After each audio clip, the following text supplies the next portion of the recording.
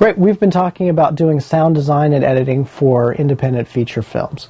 And if you've been with us at this point, you know we've just finished talking about getting the dialogue track ready. Now, once that's done, what we're going to do is we're going to silence it. In the term we use, we're going to mute it.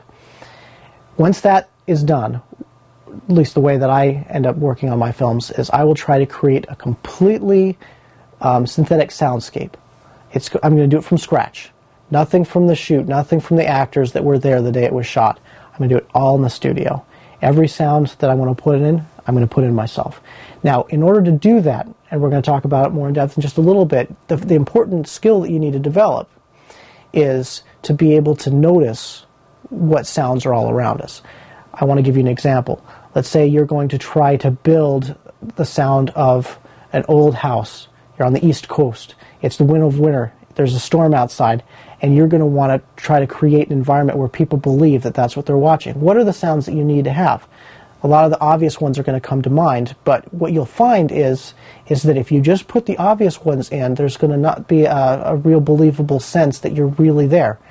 It takes a little bit of practice and awareness to build up a memory of all the sounds that are going on that you don't really notice.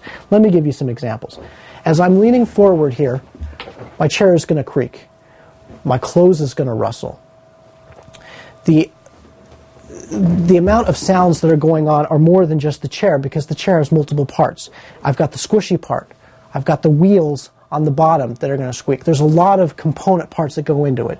Now, one thing that might be interesting to those people who want to go into sound design is when they're around other people, whether they're at a restaurant or they're at home or at a park, to just close your eyes and just see what you can notice. Now, in the case that we're going to talk about soon here in this Two Front Teeth movie, a lot of the sounds that I were able to come up with were sheets moving, stairs creaking, electricity running through wires, and Christmas lights as they decorated a house. A lot of things that, if they were missing, you would not necessarily be able to place what was wrong, but the realism of the film would suffer.